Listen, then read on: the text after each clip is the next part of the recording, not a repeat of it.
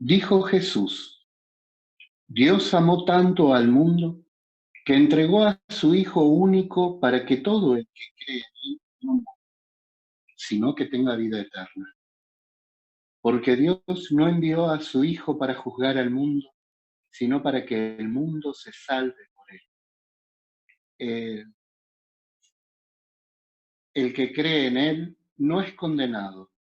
El que no cree ya está condenado, porque no ha creído en el nombre del Hijo único de Dios. Palabra del Señor. Gloria a ti, Señor Jesús. Bueno, buenas noches, queridos hermanos que están siguiendo esta transmisión de esta Eucaristía, hoy celebrando esta fiesta importante en el corazón de la Iglesia, la Santísima Trinidad, el misterio de un único Dios, tres personas. Ciertamente que no es de fácil acceso el misterio de la Trinidad.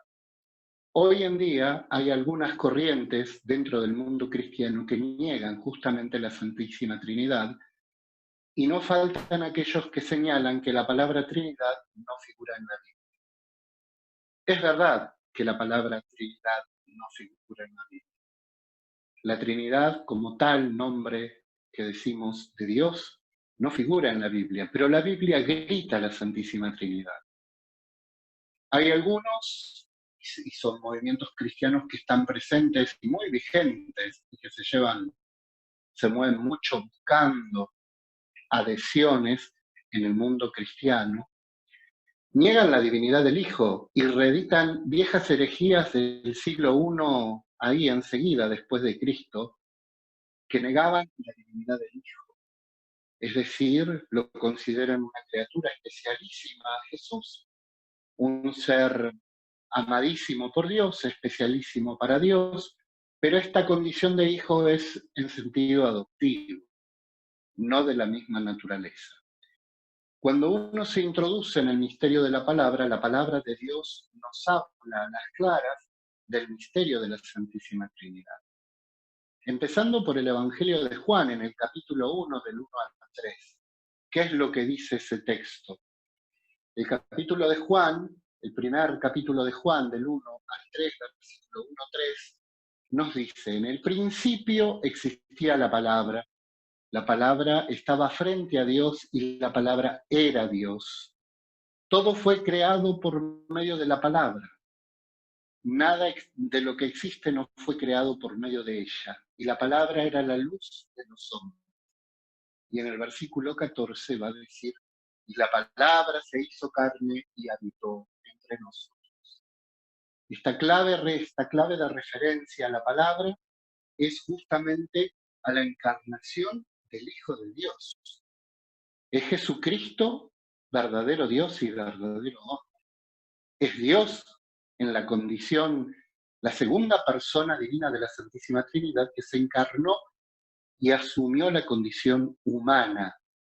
Hoy dice el Evangelio de Juan, que acabamos de escuchar, que es para la salvación del mundo, no para la condenación del mundo. Tanto amó Dios al mundo, lo acabamos de escuchar, que envió a su Hijo único en rescate por él. Bien, por eso esta condición de hijo no es una condición de adopción, es una condición de naturaleza.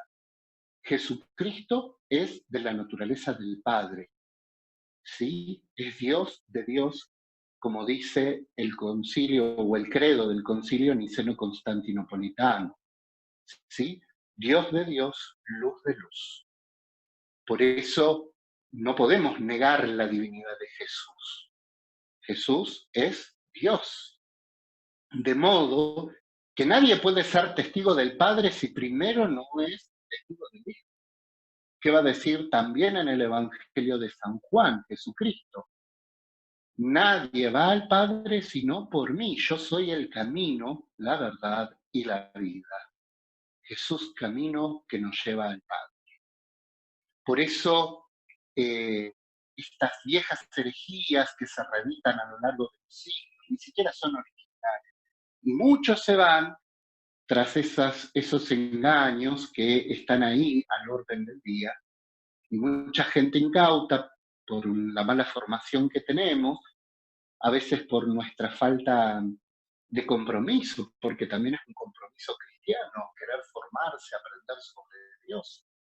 Y a veces el pueblo católico esto no lo vive de esta manera.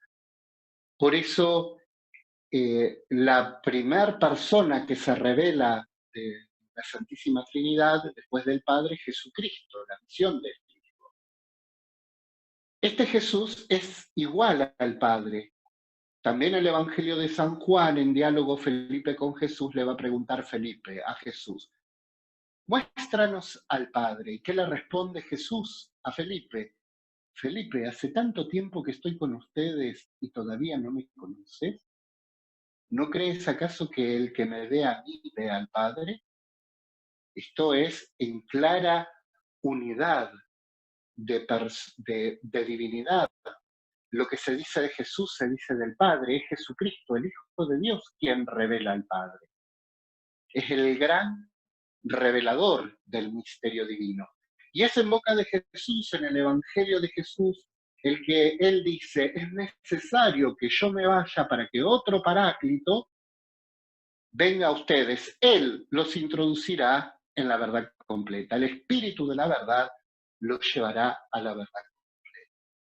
La tercera persona de la Santísima Trinidad, la segunda misión de uno de la segunda misión trinitaria, la misión del Espíritu Santo, que en boca de Jesús se revela como el otro paráclito. Ya creo que he dicho alguna vez, tal vez en el curso, que parácletos en griego quiere decir el que permanece junto. ¿Junto a quién? Junto a nosotros, junto a la Iglesia. Y el Espíritu Santo es otro paráclito, quiere decir que está Jesús como el que permanece junto a nosotros y el Espíritu Santo que nos prometió Jesús, que es una promesa, es el otro paráclito, el otro que permanece a nuestro lado. Ahí está la Santísima Trinidad.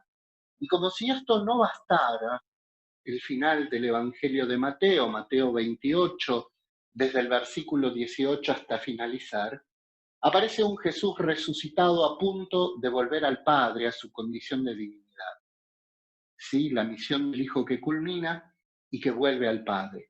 En Mateo 28, versículo 18 en adelante, son 3 o 4 versículos, Jesucristo dice, me ha sido dado todo poder en el cielo y en la tierra. Yo los envío, vayan y hagan pues que todas las naciones sean mis discípulos, bautizándolos en el nombre del Padre, del Hijo y del Espíritu Santo. Ahí está la Santísima Trinidad con todo su esplendor. Podríamos buscar muchas más citas, algunos que han hecho curso bíblico, que hemos estudiado esto de la Trinidad o que han hecho algún retiro, saben que ya en el primer trazo del Génesis nos encontramos casi con toda la Trinidad en su esplendor, pero tenemos que hacer un ejercicio de comprensión. La Biblia grita la Santísima Trinidad. Por eso creemos en un Dios que es Padre, Hijo y Espíritu Santo. El mandato que dejó Jesús, este Jesús resucitado, este Jesús que vuelve al Padre, el mandato que le deja a la Iglesia, vayan y bauticen, hagan que todas las naciones se conviertan, bautizándolos en el nombre del Padre, del Hijo y del Espíritu Santo. Jesucristo no dice al final de su mensaje de envío a la Iglesia, bauticen solamente en el nombre del Padre. Son tres, y revela la condición de divinidad de estas tres personas en un único Dios, tres personas. Este es el misterio de la Santísima Trinidad. Adentrarnos en este misterio, tratar de usar alguna metáfora, alguna analogía, la podríamos hacer. Yo tengo una que suelo usar bastante seguido, más de uno se la debe estar acordando en este momento, pero simplemente me voy a detener en esto, ¿sí? En este Dios que se revela en su ser misterioso e íntimo como un Dios, un único Dios, un Dios comunidad, Padre, Hijo y Espíritu Santo. Cuando uno entiende esto, se llena de luces un montón de pasajes de la Biblia, incluso del Antiguo Testamento, que a veces quedan en la sombra, medio sombríos. ¿Por qué? Porque si uno ve el Génesis y dice, cuando lee el relato del capítulo 1, el hagamos de Dios, Dios está hablando, hagamos al hombre a nuestra imagen y semejanza. ¿Con quién habla Dios? Está en plural, es un hagamos, hay un diálogo. Evidentemente es el diálogo ad intra de la Santísima Trinidad. Esto seguramente el agiógrafo, el que escribió el relato, no vislumbraba lo que estaba escribiendo. No tenía conciencia o claridad de esto. Hoy sabemos por la revelación de Jesucristo que ese hagamos tiene que ver con el Hijo y con el Espíritu Santo. Pero nuestro Dios es un Dios trinitario. Es un Dios, un único Dios, tres personas. Y eso es lo que celebramos hoy. La revelación de ese ser misterioso que es Dios, que es un Dios personal, pero que es un Dios, un único Dios, tres personas, Padre, Hijo y Espíritu Santo. También va a decir la primera carta de Juan, a partir del capítulo 2, en relación al tema del amor, que aquel que dice amar a Dios y no ama a sus hermanos, la verdad no está en él, porque Dios es amor, lo va a decir en el capítulo 4, versículo 8. Pero unos capítulos antes, en el capítulo 2, entre el 2 y el 3, hace una aseveración profunda. Todo aquel que niega que Jesucristo es el Hijo, el Mesías, el Hijo de Dios, es el anticristo. Por eso, negar la Trinidad, negar a Jesús como el Hijo de Dios, es una falta grave al Espíritu Santo. ¿Sí? Y miren cómo lo define el escritor sagrado, iba a decir el evangelista, cómo define Juan en su escrito en esta carta. Los define como aquellos que niegan la condición de divinidad del Hijo, de mesianismo del Hijo, es el anticristo. Por eso nosotros, a partir de estos textos que he ido citando en esta reflexión compartida con todos ustedes, tener claridad que es verdad que la palabra Trinidad no figura en la Biblia, pero que la Biblia grita a la Santísima Trinidad, eso es evidente. Jesús no dice bauticen en el nombre del Padre. Jesús no dice sean testigos solamente del Padre. Yo soy el camino, la verdad y la vida. Nadie va al Padre. Y si alguien niega la divinidad de Jesucristo, igual en condición de la misma naturaleza que el Padre, es, según lo que nos dice la carta de San Juan, es el anticristo. ¿Sí? Y en ningún momento hablamos, si yo niego la divinidad del Espíritu, de dos personas, de un dúo de divinidad. No, no, no, no. Son tres, Padre, Hijo y Espíritu Santo. Esto lo entendió y con un largo proceso de comprensión dentro de la Iglesia.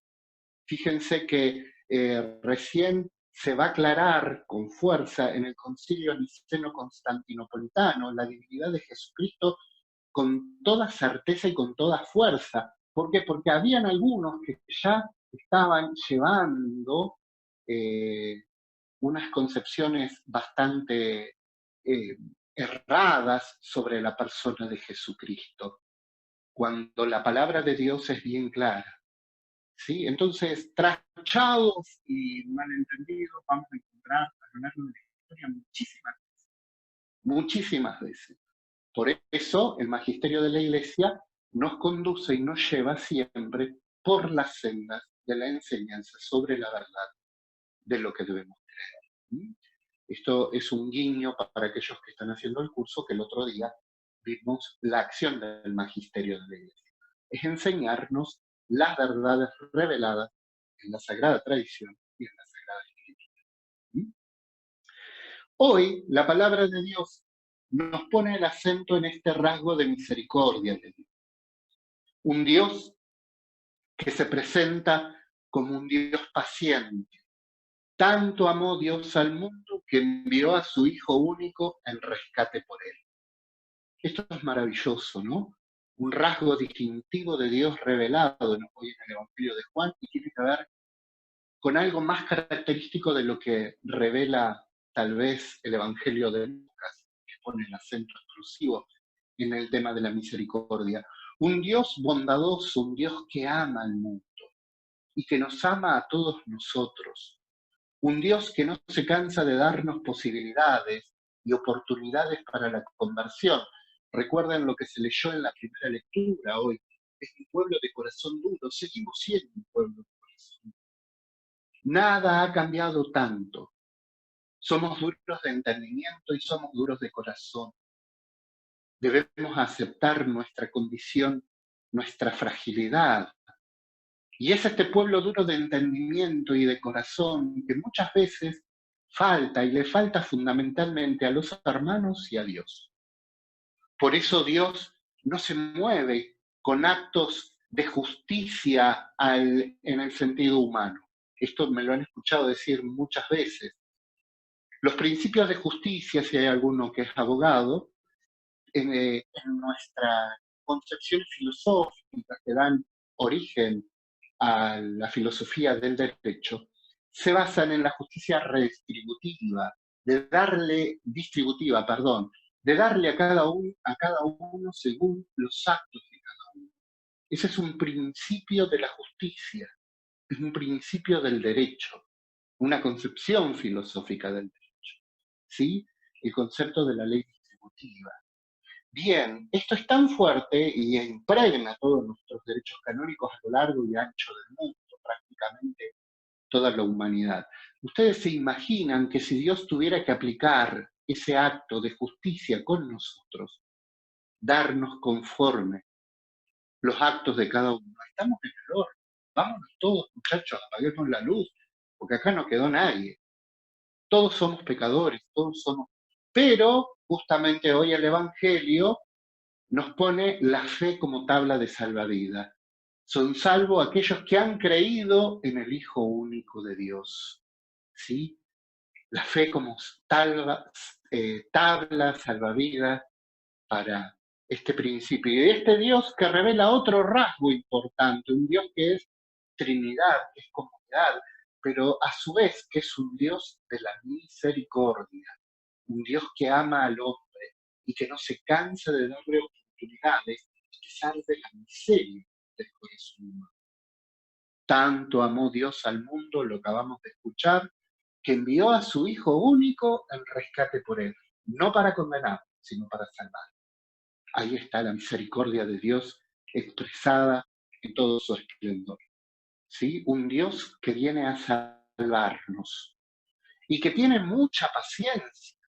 Evidentemente que lo que está detrás es la palabra paciencia. Tiene paciencia para con nosotros. Paciencia, palabra clave en este domingo que estamos celebrando esta misa.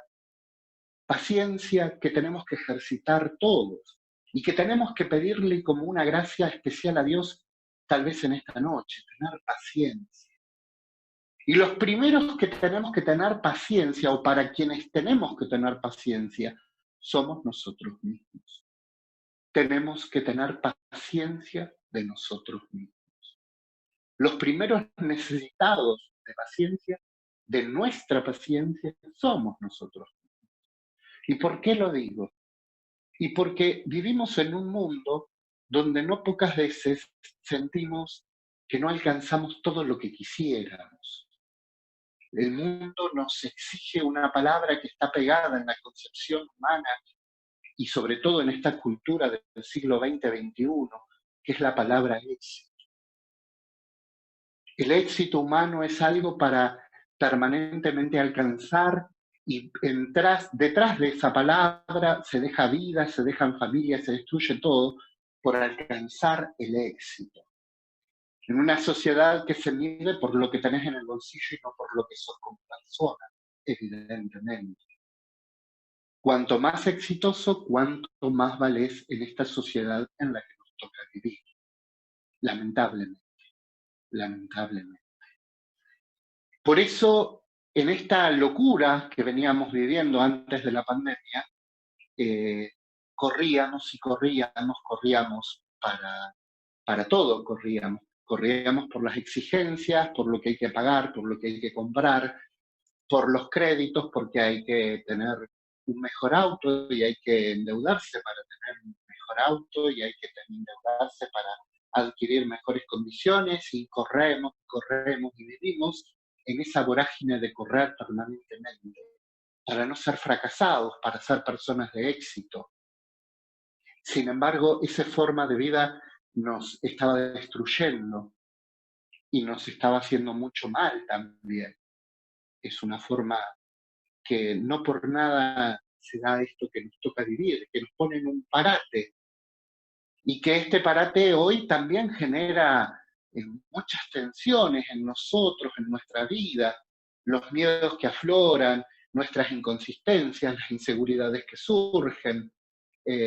Todo eso hace que también estemos estresados en este tiempo y a veces con justa razón, ¿no?, de las cosas que tendremos que enfrentar. Pero obviamente que no es perdiendo el control ni el eje de nuestras personas como saldremos adelante.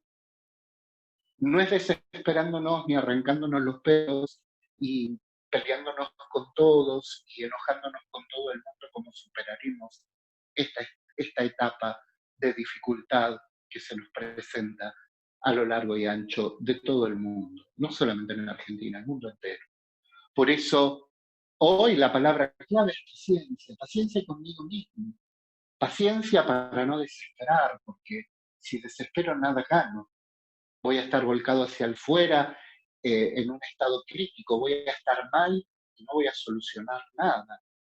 Si pierdo la paz, ciencia, esa ciencia de la paz, la paciencia, eh, voy a estar en cortocircuito, pero voy a ser uno más de los tantos que se dejan arrastrar por la desesperación y la locura de estos tiempos, y en ese estado difícilmente tenga chance de solucionar o acertar a encontrar alguna solución.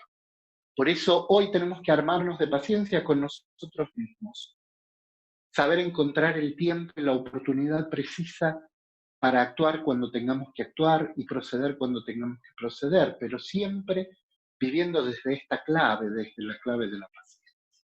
Tener paciencia para que no nos ganen las ansiedades, para que no nos atormenten los miedos, para que no nos fustiguen las inseguridades. Eh, Nada, está complicado todo y soy consciente de eso, que está complicado todo. Pero ¿qué ganamos con perder la paz interior? Díganme, ¿solucionás algo? Mm, Creo que lo único que nos hace es estar más en crisis todavía y ahondar más la situación difícil que ya estamos viviendo todos. Si todos nos descentramos y perdemos la paz, si no podemos vivir en la ciencia, si perdemos la paciencia, nos desordenamos y todo se vuelve mucho. Por eso, hoy tenemos que ser sujetos de paciencia, como tiene Dios paciencia con nosotros. Y al primero que le tengo que tener paciencia es a mí mismo. Saber de mis límites, reconocer mis puntos oscuros, mis inseguridades, mis miedos, mis angustias, darle nombre y no dejar que me dominen. ¿Se comprende esto?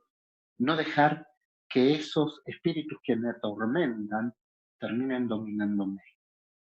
Por eso debo ser sujeto de paciencia. Paciencia para conmigo y paciencia ahora con los demás, con los que están en mi propia casa, en mi propia familia, aquellos que viven casados, con hijos, aquellos que son pareja, tener paciencia, paciencia con el otro. Es un tiempo difícil, no es un tiempo para arreglar hoy lo que vengo arrastrando de hace 20 años. ¿Qué pasa en estos días que nos hace estar?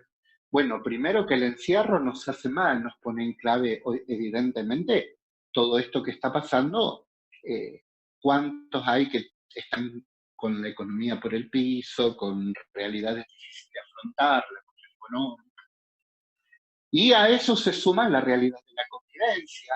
Muchos viven más afuera que adentro de las casas y de repente estoy conviviendo con alguien demasiado tiempo, mientras tanto antes podía pilotearla porque no nos veíamos en un montón de tiempo, un montón de horas, y ahora estar bajo el mismo techo muchas horas hace que afloren un montón de cosas que vienen por debajo y que tal vez nunca los logramos resolver.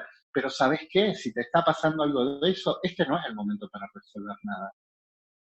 Si no lo resolviste hace 20 años atrás que venís pateando la misma bolsa y la venís arrastrando, no quieras resolver ahora, no es el tiempo este. ¿Por qué?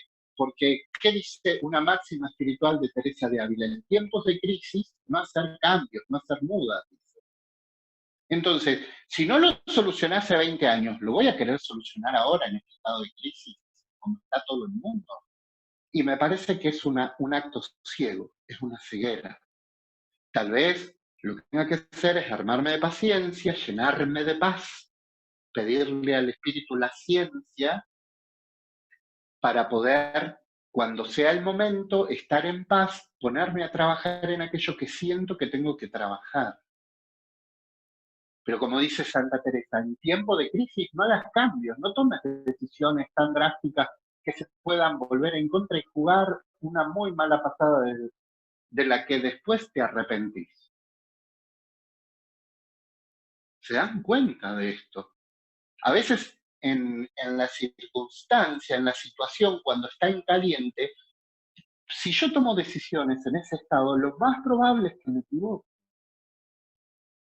Y después el orgullo, la vanidad, el amor propio, no te dejan volver atrás. ¿Cuántas cosas se perdieron por no haber tenido paciencia, por no haber meditado las cosas y en paz resolverlas cuando haya que resolverlas? Pero vuelvo a repetir, hay gente que hace 20, 30 años arrastra situaciones y ahora en esta situación, claro, ahora es cárcel, porque estamos todo el día mirándonos las caras, estamos mucho tiempo compartiendo, coexistiendo bajo un mismo techo y entonces las cosas afloran. Pero vuelvo a repetir, no es este el momento para solucionar situaciones de arrastres que pueden dañarnos, lastimarnos. Si hemos sabido llevarlas de otra manera durante tanto tiempo, me debo esperar es que pase este tiempo de cuarentena, este tiempo de encierro, para después en paz y con la ciencia del espíritu tomar la decisión más pertinente que tenga que tomar. Ya en paz e iluminado por Dios, con una conciencia tranquila, decir, bueno, ahora sí, dediquémonos a arreglar lo que tenemos que arreglar. Pero eso les digo, primero paciencia con uno mismo, reconociendo con esa paciencia, pacientemente, y que somos difíciles muchas veces, que tenemos inconsistencias, que tenemos pecados, que tenemos un montón de cositas, todos nosotros en el haber. Paciencia conmigo, con mis límites. Paciencia con los otros, con los demás, reconociendo que también tienen sus límites, reconociéndose, reconociendo que el otro puede tener problemas y dificultades como los tengo yo. Si yo tengo un día gris, el otro puede estar igual. Entonces, respetarnos, tener paciencia, es parte de ese ejercicio de caridad, ¿no? De misericordia. Paciencia conmigo, paciencia con los más inmediatos, con los que están en casa, los hijos, la esposa, el esposo, tenernos paciencia entre todos y paciencia con la comunidad mayor que es la sociedad. Paciencia con todos nuestros vecinos, con toda esta sociedad variopinta que nos toca vivir a todos nosotros, donde todos pensamos y sentimos de maneras distintas, vemos la vida y concebimos distintas respuestas. Tener paciencia, ¿viste? A veces estoy harto ya a esta altura de esta lucha que se da entre cuarentena sí, cuarentena no.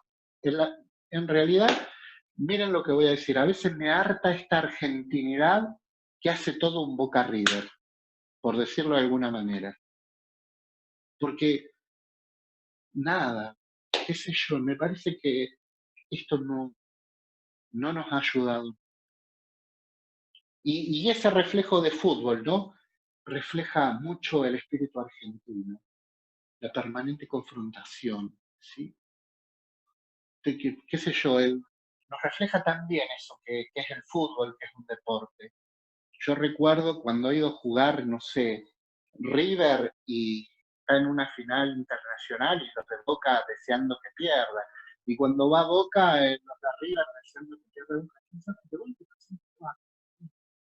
No llegó tu equipo, pero llegó alguien de la Argentina, vamos para adelante, todos somos River, todos somos Boca.